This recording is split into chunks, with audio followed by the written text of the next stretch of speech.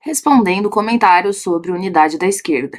Infelizmente, nos últimos pleitos eleitorais, eles vêm demonstrando a mais absoluta incompetência. Eu fiz uns vídeos aqui no meu canal comentando sobre o porquê eu não vou votar em Lula no primeiro turno, também um vídeo com críticas às posições do Jones Manuel sobre o voto em Lula no primeiro turno, e aí surgiram muitos comentários. No vídeo de hoje quero tentar responder alguns e já agradeço de antemão todo mundo que comenta, contribui em busca de um debate. Às vezes não concordo a 100% com as coisas que eu coloco, mas que está na disposição de vir construir coletivamente. Acho que esse é o caminho, de maneira fraterna, respeitosa, então muito obrigada. Bora lá! Então bora lá, o primeiro comentário, começar por um que não é tão educado assim, mas tudo bem. Vim pelo meme, porque não vou apoiar a União Soviética contra a Alemanha nazista, é complicado vencer a extrema-direita quando se tem sabotadores internos. Então a lógica aqui por trás do argumento do Michael é comparar Lula e Bolsonaro com a União Soviética e a Alemanha nazista. Essa comparação não tem sentido, ela não é rigorosa e ela compara coisas que são muito distintas em seu conteúdo. Tanto o bolsonarismo como a Alemanha nazista não acho que seja a mesma coisa, tá bom? E aí nós poderíamos até fazer um debate teórico, terminológico, sobre quais as características nazistas ou fascistas que existem no bolsonarismo e quais não. Mas isso é outra coisa. Agora, muito menos União Soviética e Lula, né, gente? União Soviética é um estado operário construído pelos trabalhadores com uma revolução. E o Lula é um governo de conciliação de classes com a burguesia. A frente ampla de agora desse quinto governo do PT é a frente mais amplíssima que o PT já criou, então é o governo mais à direita. Não tem sentido nenhum fazer essa comparação. Sem nem falar que um é o terreno da luta de classes, né? O outro é um terreno eleitoral. Ele está comparando um confronto militar, político, na luta de classes da União Soviética e o nazismo, com uma disputa eleitoral. Para o marxismo, gente, você faz uma distinção entre essas duas coisas. A análise eleitoral, ela é uma análise com critérios eleitorais, digamos. Não é à toa que, dentro da Terceira Internacional, que foi a internacional que tomou o poder, construída pelo Lenin, os revolucionários da União Soviética, tinha todo um estudo sobre como você age exatamente nas eleições. Porque é um momento distinto, digamos. Você não pode comparar um momento fora da eleição com o momento da eleição. Mande, adoro seu canal e concordo com o que você diz. Obrigada, querido, seja bem-vindo. Mas uma coisa me pega muito, vem de uma frase de João Carvalho: primeiro a gente toma o poder e depois decide o tom de vermelho. Teve bastante gente que comentou ideias aproximadas nesse sentido, e é uma coisa que falam muito, tá? Sempre. Parte de quem fica bravo ou chateado que existam diferenças dentro da esquerda, sempre usa argumentos ou narrativas com essa lógica, de que vai estar todo mundo junto na revolução, e isso é o mais importante. Acontece que eu não acho que vai ser assim, primeiro todo mundo toma o poder e depois a gente vê o tom de vermelho. Inclusive, se você vai estudar a história das revoluções, você percebe que as revoluções geram cisões. Nos momentos revolucionários, não só não há uma união como um grande bloco de esquerdas unidas, como é um momento de cisões. É um momento, digamos, de você separar o joio do trigo. Eu entendo esse apelo, mas observando que a própria história das revoluções, a história da Revolução Russa, fundamental para a gente entender tudo isso. A dita esquerda, por exemplo, da época, não estava toda alinhada em relação ao que fazer. Se tinha ou não que tomar o poder, inclusive, não estavam alinhados nesse sentido. Então, é isso que eu diria. Mas, gente, todo mundo precisa ter um horizonte de realidade dentro da nossa luta utópica. O Brasil é um país de direita, e quem é de esquerda muitas vezes ainda é conservador. Isso é verdade. Como dialogar com eles, ou não dialoga? Lutando contra o algoritmo das redes sociais que impulsiona o discurso direitoso. Não sou isento. Muito do que o Jones fala me toca profundamente na minha realidade, mas precisamos unir sobre a esquerda. E, pelo menos no meu ver, sendo bem claro, separar o lulismo e o petismo não vai dar certo se a esquerda radical se fragmenta, enquanto os mais ao centro ficam parados. A gente precisa, é fundamental, buscar o diálogo com a classe trabalhadora, porque sim, nós não somos um país majoritariamente de esquerda, nunca fomos, inclusive nem em termos de governo, nem da mentalidade da população. Existe um conservadorismo, um reacionarismo profundo, ideias religiosas muito bem estabelecidas, que fazem com que muitas dos pontos de vista sejam perpassados por um crivo conservador. Dialoga sim. Agora, não necessariamente a única maneira de dialogar é unindo gatos pingados e rajados. Você pode continuar apresentando suas ideias, inclusive é fundamental que você o faça e busque meios de se conectar com a classe trabalhadora sem estar todo mundo unido necessariamente. E aí veja, a direita não é unida, gente. Eu sempre falo isso. A gente tem uma falsa impressão de que é só o nosso lado que não tá 100% junto. O vídeo da Michelle Bolsonaro é a mais recente expressão disso. O que eu entendo é que, de alguma forma, eles estão mais fortes do que nós. Porque eles são um lado dominante da sociedade, eles são um lado que dita as regras do jogo da sociedade, eles dominam as instituições, o poder, o judiciário, os meios de comunicação, as igrejas, as ideias que circulam por aí ou não. Então é claro que mesmo com as diferenças entre eles, e essas diferenças são diferenças não exatamente sobre, tem capitalismo ou não, mas diferenças de qual setor do capitalismo vai ficar com a maior fatia da mais-valia do capitalismo. Então, sim,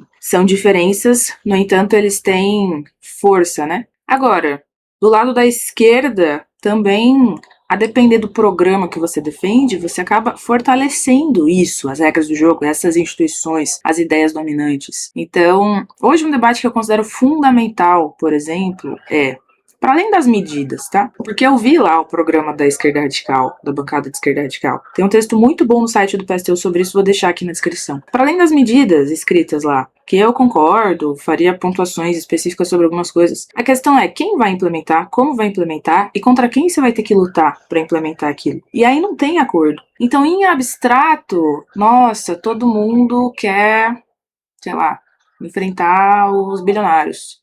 Mas na prática, como você faz isso? E o como não é um detalhe. O como é apenas o que garante que você vai ter condição de concretizar aquela medida ou não. Que pode ser que a sua alternativa não traga possibilidade de concretizá-la. Hoje, a esquerda, por exemplo, desse manifesto da bancada radical, não se propõe a ser oposição ao governo Lula, oposição ao petismo. Então eu pergunto, como que vai implementar tudo aquilo se o próprio manifesto nem aponta que hoje o gestor do capitalismo brasileiro é o lulismo? Como é que você prepara corretamente a classe trabalhadora para poder dar conta dos desafios políticos colocados se você não está trazendo clareza? E aí a pergunta é, como dialoga? Bom, dialogar para apresentar um cenário que não vai dar certo? Digo, dialogar para apresentar para as pessoas, não, vota aqui nisso que isso resolve. Sendo que você não está nem alertando quais são os riscos, quais são os discursos falsos, os cantos da sereia na esquerda, por exemplo, aí é complicado, entende? Para além de apelos abstratos de unidade, para além de, todo mundo defende a mesma coisa, o que não é verdade, tá? No meu vídeo lá sobre o voto do Jones no primeiro turno, eu falei um pouco sobre isso. A pergunta é, unidade pra quê? Pra fazer o quê? Pra lutar contra quem? Pra se enfrentar com o quê? Pra implementar que tipo de medida? Com que lógica? Se apoiando em que setor social? Eu diria que essas são perguntas importantes. Também me parece que já passou o momento, tá, gente, da gente debater sobre uma candidatura unificada. Não existe mais essa possibilidade. Digo, pelos próprios prazos eleitorais. O fato é que nessa eleição terão as candidaturas que já se apresentaram. Outra coisa que eu tô a favor de, nas próximas eleições, a gente fazer um debate qualificado sobre isso na esquerda, tá? Envolvendo vários setores. Me coloco à disposição disso. Mas, para essa eleição, me parece que o mais eficiente da nossa parte seria a gente ver as propostas concretas das candidaturas e perguntar para todas como você vai implementar isso, qual o caminho, contra quem você vai ter que lutar, de que maneira você está preparado para lutar, contra quem você vai ter que lutar para aprovar isso aí. Vamos lá, eu ainda não vi o vídeo, mas o que eu penso é o seguinte, eu não queria votar em Lula, eu queria dar oportunidade para outra pessoa de esquerda. Porém, o Brasil tá tão 880 que eu não posso desperdiçar o voto. Infelizmente, ou é Lula ou é Flávio. As outras opções são ignoradas completamente. Prefiro votar em Lula e ter a certeza que que fiz o que deu, do que votar em outra pessoa e Flávio ganhar. Entendo. Sabe qual é o problema? É que esse mesmo medo assombra as pessoas desde o fim da ditadura militar, desde o início do período da redemocratização do país, que é quando o PT começa a disputar as eleições. E toda eleição acontece isso, gente. Toda eleição brasileira teve aí disputa do Lula, lulismo, petismo, com algum outro candidato forte. Sempre foi 8 ou 80, entende? Inclusive, tá bom, o mundo e o Brasil estão bem polarizados. Extrema-direita versus um monte de coisa, né? Em alguns países é contra os progressistas, em alguns países é contra outra expressão da direita. Tem uma polarização na luta de classes, trabalhadores lutando, capitalismo sendo mais forte contra nós. Então, sim, é verdade que nós não estamos num período normal, digamos, é mais polarizado. Mas não é a primeira vez que existe polarização no Brasil. Eu falava outro dia com uma camarada que me dizia, gente, lá nos anos 90... O negócio era doido também. Então, por que eu tô falando? Essa lógica de 8 ou 80, ela vai sempre existir. E ela vai ser utilizada pela conciliação de classes para impedir e coibir que a gente possa construir alternativas distintas. Por quê? Porque sempre você é obrigado a votar na conciliação de classes. Sempre. Se não, é o outro lado que ganha. Se não, é a direita que ganha. E aqui, inclusive, né, vamos entrar no mérito de quem é que fortalece a direita. É você construir uma outra candidatura enfrentando radicalmente o capitalismo e da raiz dos problemas, ou é você fazendo o joguinho do capitalismo? Então ainda tem isso, justamente esse funcionamento que você tem sempre que ir lá dar o voto útil. Isso ajuda a direita, não construir uma alternativa distinta. Então eu te diria aí para você pensar, considerar realmente em dar um voto numa candidatura que se alinha ideologicamente com um programa que você acha que resolve os problemas do Brasil no primeiro turno, porque é dessa forma que a gente fortalece a criação de um partido, de lideranças, de ideias, de um programa distinto na sociedade. O estereótipo de que comunista não é prático e vive num mundo imaginário escreve sozinho. Na cabeça dela e da galera que concorda com ela, é mais válido fazer o que um comunista deve fazer do que fazer o que é prático, estratégico e garantido. Existe um nome para isso, doutrina. Não é estratégico, não é inteligente, é apenas o que um comunista deve fazer, ou seja, doutrina. Qual vai ser o efeito prático de votar em alguém que não seja o Lula no primeiro turno? Nenhum, a não ser o risco do Flávio levar já o primeiro turno. Eu cheguei a responder esse comentário por escrito e o que eu disse é que a grande questão é que o que um comunista deve fazer é resultado de uma experiência histórica acumulada. É um aprendizado condensado. Eu não trabalho com doutrina, não trabalho com dogma. Eu não milito em busca de uma religião. Eu trabalho com experiência acumulada, com o que a história pode nos mostrar e nos comprovar. E o que a história nos mostra é que a conciliação de classes não enfrenta a extrema-direita. Não enfrenta. Inclusive, ela é a antessala do surgimento do nazismo, do fascismo, de autoritarismos. Por quê? Porque ela gera desilusão num setor muito grande da classe trabalhadora, na medida em que ela se propõe a ser diferente e ela não é diferente. Então, o efeito prático de votar alguém que não seja Lula no primeiro turno é você fortalecer uma alternativa que possa efetivamente construir um programa, um projeto de sociedade que aí sim combata Flávios Bolsonaros, não só individualmente, mas o projeto político, o partido político de Flávios Bolsonaros e o projeto de sociedade de Flávios Bolsonaros. Porque veja, o antagonismo da direita, extrema-direita, de autoritarismo, nazismo, fascismo. Eu não acho que o bolsonarismo é fascismo, tá? Mas colocando tudo aqui no mesmo bojo, só a título para ficar fácil o exemplo. O antagonismo disso tudo não é mais capitalismo, mas um capitalismo social-democrata, um capitalismo reformista. O antagonismo de capitalismo é o fim do capitalismo, o socialismo, fim da propriedade privada, economia planificada, socialização dos meios de produção. Essa é a questão, Rei. Não se trata de doutrina, se trata de um aprendizado garantido, prático e estratégico que nós já tivemos enquanto classe trabalhadora ao longo da história. Esse aqui é curtinho, do Emanuel. Precisamos de comunistas na luta política e institucional também. Ocupar pequenas bolhas da internet não é o suficiente. Vamos crescer, camaradas.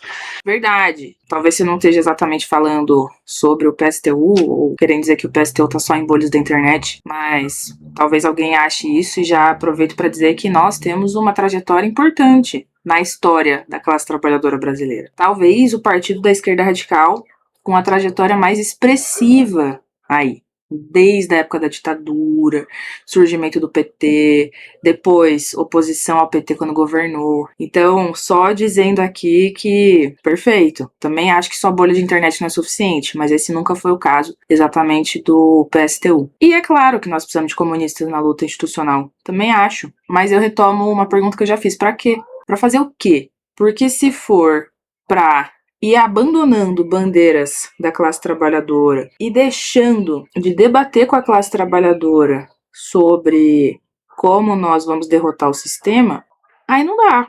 Gente, hoje capitalismo no Brasil, para você enfrentar capitalismo no Brasil, quem que você enfrenta? É o empresário, é o bilionário, são os bancos internacionais, são as multinacionais, claro, perfeito. Quem é o gestor de tudo isso? É o governo brasileiro petista, que está ajudando a fazer essa roda girar. Então, o problema aqui é que um dito comunista se elege para fazer um mandato no sentido de ajudar, inclusive, as pessoas a perceberem isso e mobilizar a classe trabalhadora rumo à tomada do poder, ou no sentido de, para eu chegar lá eu vou ter que abrir mão de explicar esses problemas, vou ter que abrir mão de fazer essa denúncia, vou ter que abrir mão de falar sobre essa esquerda da ordem capitalista. E aqui já tô, inclusive, fazendo uma provocação direta mesmo ao que tem sido a candidatura do Jones. Gente, parou de falar, né? Da maneira como falava sobre o que é o Lula, o que é o PT. Você vai ver as legendas dos posts, você vai ver as falas públicas, já não tem isso como eixo. É direita. E aí se fala de comunismo, mas não se fala que hoje no Brasil, pra você implementar, tem um grande agente político para você derrotar. E não só porque tá no governo, porque inclusive se sai do governo, segue sendo o principal agente político que disputa a consciência da classe trabalhadora pela esquerda. Todo um debate aí se PT é de esquerda ou não, mas é isso, pelos sindicatos, movimentos sociais, segue sendo uma visão de mundo hegemônica nestes locais, a visão petista, conciliacionista de classe, né? Para tomar o poder, você vai ter que alertar a classe trabalhadora disso ou não? Essa é a questão. Obrigada aí pelo comentário. Esse aqui é um comentário grande, vou ter que mudar aqui de lugar na tela. Vamos lá, Muquifo Comunal. Salve, Muquifo. Sou stalinista rochaísta. Eu não sabia que no PCBR podia ter stalinistas rochaístas. Uma novidade pra mim. E concordo 100% sobre essa posição, mas isso não se aplica também ao segundo turno, camarada? Se aplica. Vejo muito oportunismo das organizações em, de forma cínica, simularem um critério teórico com firmeza ideológica no primeiro turno, mas no segundo vão todas as vezes abraçados com o petismo. Não há rompimento real. Eu concordo muito com isso, gente. O voto no segundo turno, ele pode ser distinto do que ele foi no primeiro turno. Mas o que não pode mudar é o critério com o qual se vota. E é a linha política que se apresenta, ou seja, o conteúdo com o qual você vai fazer esse voto. O segundo turno ele é distinto em relação ao primeiro porque são duas candidaturas, é isso, né? Na primeira, nós temos uma gama de possibilidades e mais autonomia para poder escolher. Na segunda, não. O que não significa que todas as vezes você tenha que escolher alguma, tá bom? Eu acho que tem vários casos que um voto nulo é importante. Por exemplo, o PSTU já fez voto nulo quando o segundo turno era PT e PSDB, toda aquela época lá, né? O PSTU não tem feito voto nulo PT e Bolsonaro por um motivo do bolsonarismo apresentar uma ameaça de mudança de regime, uma candidatura que poderia enfrentar a democracia, e não que a gente defenda a democracia, mas é um terreno melhor para você lutar, inclusive contra a própria democracia. Mas enfim, então veja, você vai ao segundo turno com qual conteúdo, né? Se você for votar no PT. Eu lembro que em 2022, por exemplo, a UP foi ao segundo turno acriticamente. Era um negócio, aqui estamos com Lula, aqui estamos para eleger Lula, tal, contra a direita vamos eleger Lula. E a campanha que o PSTU fez em 2022 foi muito distinta, que era um voto crítico, a gente chamava, o voto da UP não era crítico, se eu me lembro, mas posso estar errado, tá? Mas acho que não era. De toda forma, o voto do PSTU era um voto que se mais batia no PT do que defendia o PT contra a direita. E eu lembro que na hora de ir a mobilização real e as panfletagens do segundo turno, isso ficou muito evidente para mim naquela época, que era, bom, aqui nós temos duas maneiras de fazer essa mobilização. Ou a maneira que você vai conversar com o trabalhador defendendo o PT e as medidas do PT, e aí falando que são elas que vão derrotar a direita, ou, como o PSTU fez, que é, você vai ao segundo turno dizendo: nós não gostamos do PT, nós não somos petistas, nós achamos que o petismo vai afundar o país e, no entanto, nós também não estamos com a direita porque apresenta um projeto autoritário de ameaça à classe trabalhadora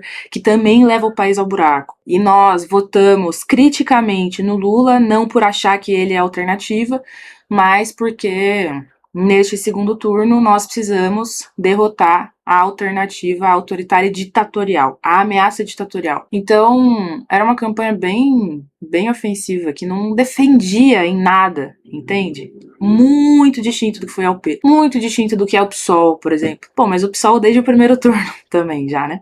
Mas mesmo as correntes à esquerda do PSOL, tá bom? Aí vão ao segundo turno para defender o PT e o governo contra a direita. Não para tentar apresentar uma terceira visão, ainda que sejam dois candidatos, né? Então, é isso aí. Deixa eu ver. Apoiar o PT significa lavar as mãos com sangue de crianças, trabalhadores idosos, mortos todos os dias apenas por Estado burguês poder pagar bilhões em dividendos para aplicar financeiro especulador, vagabundo. Verdade. Concordo plenamente. Bases do PT como Tebet já prometem nova reforma da Previdência, neoliberalismo, sendo a marcha fúnebre da classe trabalhadora. Total. Como vamos olhar nos olhos de outros trabalhadores, apontando um futuro diferente se apertamos hoje a mão de quem mata os filhos deles todos os dias? Essa é a pergunta que eu me faço, Muquifo.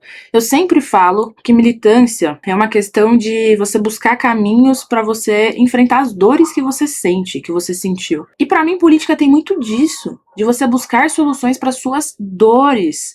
Como é que você olha, sei lá, para os indígenas que ocuparam a Cargill 33 dias de maneira ofensiva contra o governo, tá? Contra um projeto do governo. E você diz, aperta a mão aqui.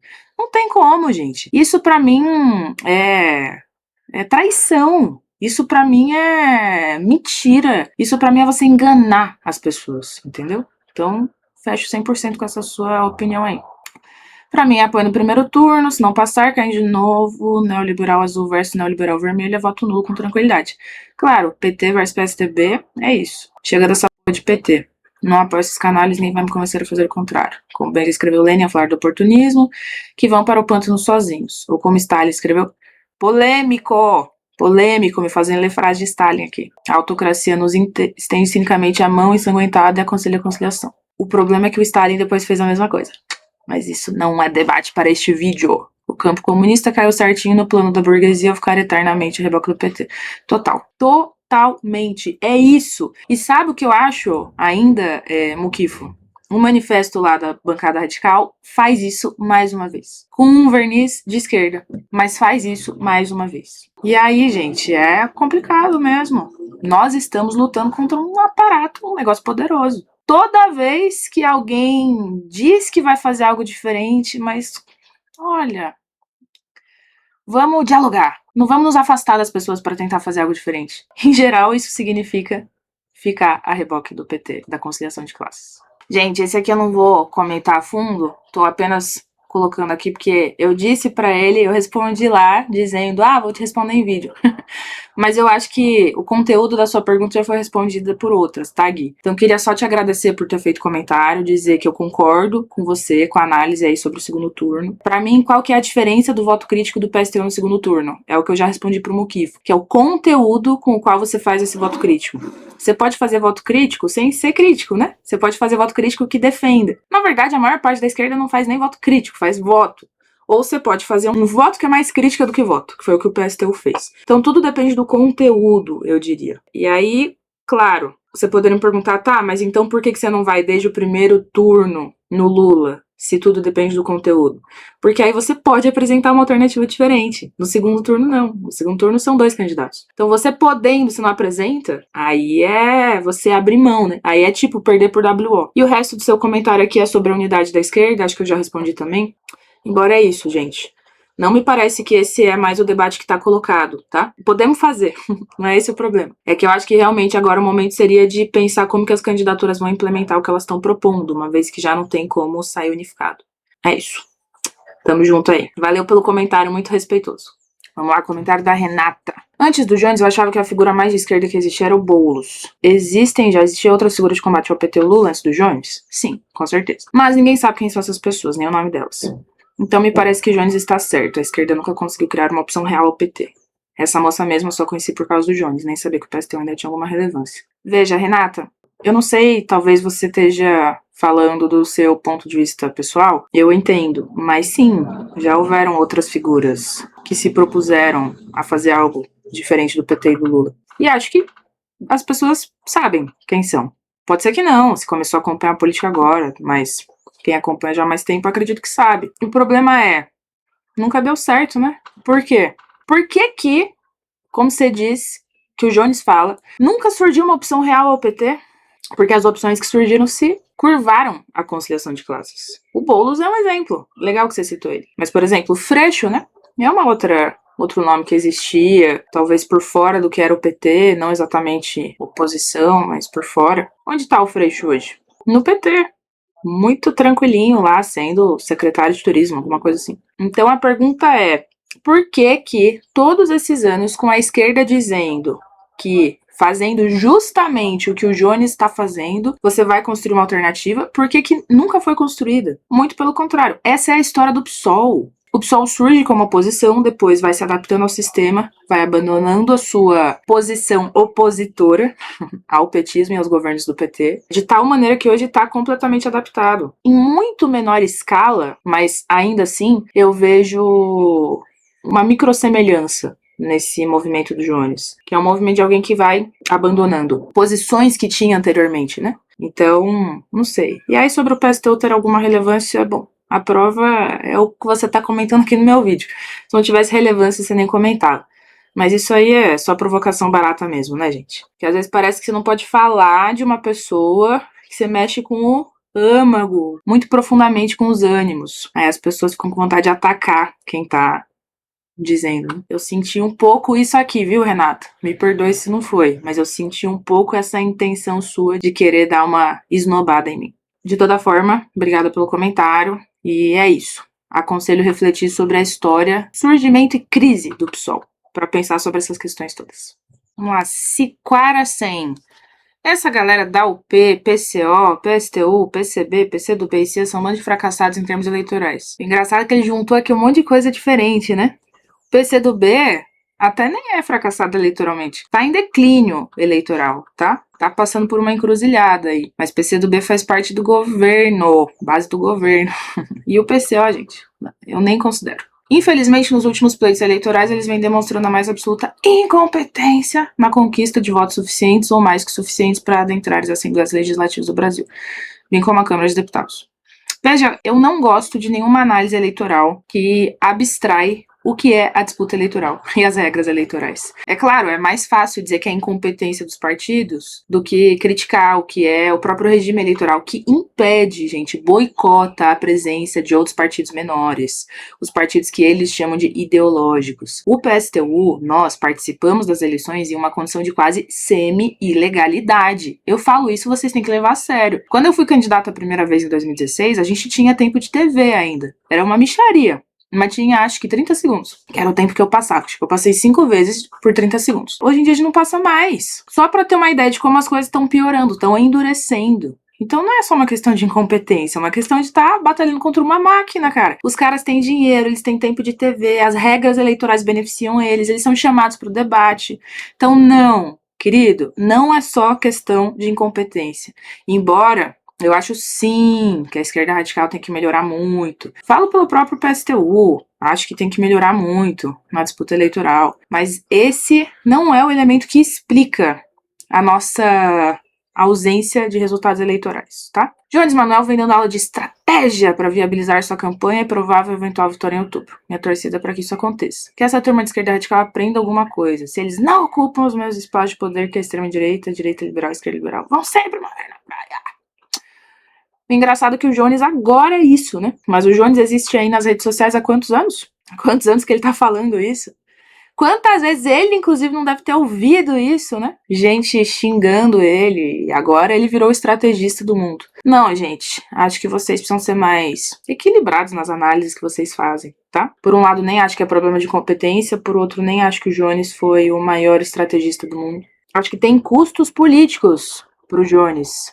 Por ele ter chegado onde ele chegou, ele teve que abrir mão de coisas, tá? Isso é parte do que explica. Não só, ele também reconheço que fez um trabalho de redes sociais muito interessante, tá há anos desenvolvendo isso, pra ter chegado onde chegou. Mas é isso, gente. Agora ele virou isso, né? É como se uma figura que é menor daqui 10 anos ganha audiência, e aí de repente ela vira a foda. Mas e todos os últimos 10 anos que ela passou falando o que ela dizia? Aí ela provavelmente tava sendo criticada, né? Agora, vão sempre morrer na praia, tal. Não sei, porque nós estamos falando de mudança da sociedade. Como é que você muda a sociedade? A mudança da sociedade não vem exatamente elegendo pessoas. É claro que se você elege é bom, porque você pode ter mais audiência, mais espaço para propagar suas ideias. Mas a mudança da sociedade veio de processos revolucionários e eu acho que nós vamos morrer na praia se a gente não conseguir construir esse processo revolucionário no Brasil. Vamos lá. Resumindo, Jones vai pro combate real e vai ser um megafone enorme de agitação e propaganda comunista no Brasil como nunca se viu. Você só reclama e não tem relevância na luta real. Esse é o erro da esquerda radical, achar que o jeito que tá vai avançar rumo a uma revolução. Só louco acredita. mais uma vez, as fadas sensatas incomodadas, né? Você não pode apresentar um debate que se contrapõe à figura que eles idolatram, que aí você precisa atacar a pessoa, né? Falar que eu só reclamo, não tenho relevância na luta real. Mais uma vez, se não tivesse, você não tava aqui comentando. Mas veja, eu também respondi esse comentário. O que eu falei é que não é louco acreditar em revolução. Revoluções acontecem. O capitalismo é fruto de uma revolução. O Estado moderno burguês é fruto de revoluções, chamadas revoluções burguesas. Então, não é problema de acreditar. É problema de, quando acontecer, como é que nós estaremos preparados para construir. Vou colocar aqui uma segunda parte desse comentário pra gente dar uma olhada. Ele ganha espaço no poder institucional, nos sindicatos, na mídia, ganha o coração dos jovens que assim vão ter fé nessa esquerda radical. Mas não é isso que estão fazendo. Quando aparece um cara fazendo feijão com arroz, desce um sarrafo no cara ao invés de apoiar. E olha que não acho que o Jones não mereça críticas, mas esse é o momento de criticar o cara.